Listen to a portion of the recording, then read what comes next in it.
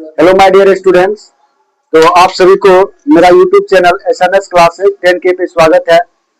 जैसा कि आप लोगों को मैं एग्जाम को मद्देनजर रखते हुए आप लोगों के पास मात्र लगभग 79 डेज बता है एग्जाम का, तो उसको मद्देनजर देखते हुए मैं क्या कर रहा हूँ, आपके सामने मैं अपने चैनल के माध्यम से जो डेली जो है इंपॉर्टेंस क्वेश्चन का चैप्टर बाय चैप्टर वीडियो आपके सामने लाने का प्रयास कर रहा हूँ।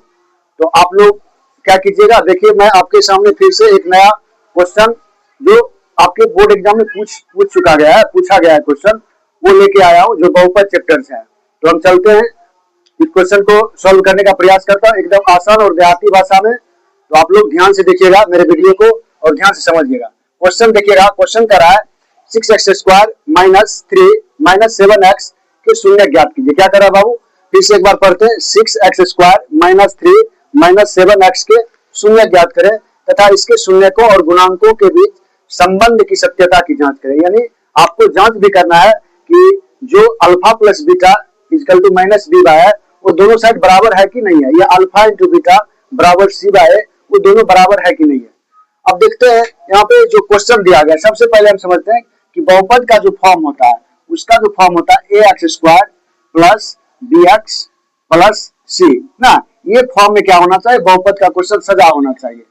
तो आप अगर गौर से देखोगे तो ax², देखो यहाँ पे ax² तो मिल गया लेकिन bx होना चाहिए, लेकिन देखिएगा ये पलट के लिखा गया है, तो इसलिए हम क्या करेंगे, क्वेश्चन क्या है अव्यवस्थित है। तो सबसे पहले मैं क्या करूंगा, क्वेश्चन को व्यवस्थित करूंगा। तो एक बार मैं प्रेम से लिख देता हूँ यहाँ पे हल। आप लोग को भी परीक्षा में क्या करना, हल लिखना पड़ेगा ना। चलिए हल लिख दिए, एक बार क्वेश्चन उतार लेते हैं। क्या दिया गया, 6x² माइनस क्या गया और कितना दिया गया बाबू, -7x। तो इसको ये क्या है, अव्यवस्थित है, क्योंकि आप इसको देखते हो और इसको मिलाते हो। देखो यहाँ पे x² के बाद क्या होना चाहिए, x का कोई टर्म होना चाहिए, लेकिन क्या दिया गया, ये c वाला पार्ट दे दिया गया, तो ये क्या अव्यवस्थित है। तो सबसे पहले मैं क्या कर लेता हूँ, इस क्वेश्चन को व्यवस्थित कर लेता हूँ।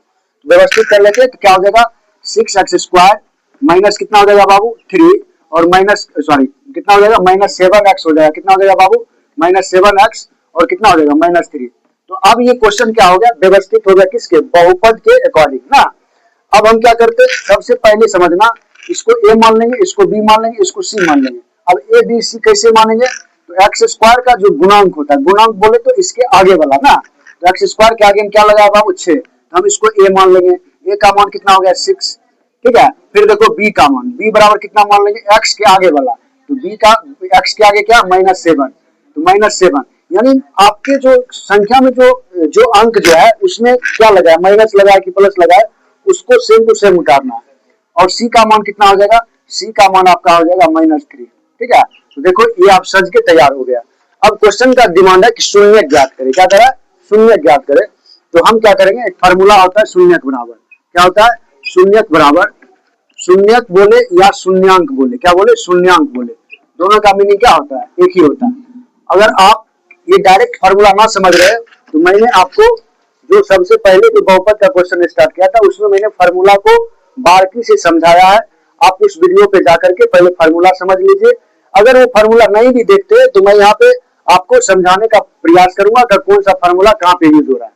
तो फार्मूला होता है शून्य या शून्यांक बराबर -b, क्या होता है बाबू, -b प्लस माइनस रूट, क्या पढ़ते हैं, रूट b² - 4ac, क्या होता है 4ac बटे कितना होता है 2a, कितना होता है 2a। मैंने लिख दिया, ये फार्मूलाज होते हैं तो आप लोग याद रखिएगा। इसको हम द्विघात बहुपद सूत्र भी बोलते हैं, ठीक है, द्विघात सूत्र भी इसको बोलते हैं। तो आप देखिएगा, तो यहाँ पे आप देखोगे गौर से, तो b का मान कितना दिया गया, देखो b का मान आपके पास -7 दिया गया। देखो एक तो मैंने क्वेश्चन वाला क्या लिखा -7 और एक जो मैंने लिखा सूत्र वाला माइनस, यहाँ पे कोई दिक्कत नहीं होना चाहिए, प्लस माइनस दे दिए। फिर देखो b का मान कितना -7, तो मैंने क्या लिखा -7 का स्क्वायर -4 गुना a का मान कितना बाबू, देखो a का मान है 6, मैंने क्या लिखा बाबू 6 गुना c का मान कितना बाबू -3, मैंने कितना लिखा है -3 लिख दिया। यहाँ तक किसी बच्चे को दिक्कत नहीं होना चाहिए। अब देखिए यहाँ पे समझते हैं, बटे कितना है 2 गुना a का मान कितना बाबू 6, तो मैंने क्या लिख दिया 6। अब देखो माइनस माइनस क्या होता है प्लस, मैंने कितना लिखा 7, ठीक है, और प्लस माइनस रूट। अब बताइए 7 का स्क्वायर कितना होता है, 7 7 जा 49, यानी 7 का स्क्वायर कितना, 7 49, तो मैंने क्या लिख दिया 49। अब बोलिए सर माइनस कहाँ चल गया, तो देखो बाबू अगर मैं -7 को -7 से क्या करूं, गुना करूं, तो माइनस माइनस क्या हो जाएगा प्लस, 7×7 तो वही तो मैंने लिखा है। स्क्वायर का मतलब क्या होता है, 2 बार रिपीटेड। फिर देखो माइनस माइनस क्या होता है प्लस। सबसे पहले अगर आगे बढ़ रहे हो तो उसके चिन्ह को पहले गुना करके लिख दो, क्या कर रहा है, तो माइनस माइनस क्या हो गया प्लस। अब देखो 6 चौक 24, 24 दिया कितना होता है 72, 24 को 3 से गुना करोगे कितना हो जाएगा 72। फिर देखो नीचे 6 दूना 12, ठीक है, यहाँ तक किसी बच्चे को दिक्कत नहीं होना चाहिए। अब देखो हो गया कितना 7 प्लस माइनस रूट। अगर आप इसको जोड़ते हो कितना हो जाएगा बाबू 121, कितना हो जाएगा 121, जोड़ लीजिए। देखो 9 2 11 के 1 5 1 7 4 11 1 12 ना, और नीचे कितना हो जाएगा 12, किसी बच्चे को दिक्कत नहीं होना चाहिए। अच्छा आप देखिए यहाँ पे 7 प्लस माइनस रूट। अब देखो रूट नहीं लगेगा बाबू, 121 किसका वर्गमूल निकलता है, 121 जो होता है वो 11 का वर्गमूल होता है। किसका होता है 11 का। तो मैं अगर 121 की जगह पर 11 लिख दूंगा तो कोई दिक्कत नहीं होना चाहिए, 12 है तो 12 लिख दिया, तो बच्चा को दिक्कत नहीं होना चाहिए। अगर वर्गमूल नहीं आता है तो सीख लीजिए, देखिए एक बार देख लीजिए, जैसे 121 है बाबू, 121 का वर्गमूल निकालेंगे तो वर्गमूल दो तरह से निकलता है, एक गुणनखंड विधि द्वारा, एक भाग विधि द्वारा। तो हम देखिए अगर मैं इसको डायरेक्ट 11 से लगाऊं तो 11 11 किस माप 121, और 2 को लिए क्या होता है एक बाहर निकल जाता है, इसलिए इसका कितना निकल गया 11, कितना निकल गया 11।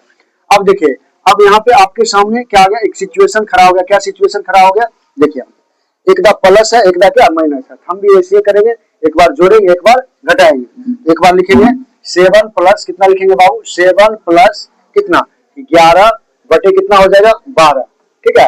एक बार लिख देंगे 7 माइनस कितना लिख देंगे 7 माइनस 11 बटे कितना लिख देंगे 12, कोई दिक्कत यहाँ तक किसी बच्चे को नहीं होना चाहिए। अच्छा बताइए 11 7 कितना हो जाएगा 18 बटे कितना हो जाएगा 12, ठीक है। फिर देखिए 7 में से 11 चल गया कितना हो गया -4 बटे कितना हो गया 12, यानी जब छोटी संख्याओं से बड़ी संख्या घटती है तो उसके आगे क्या होता है माइनस लग जाता है।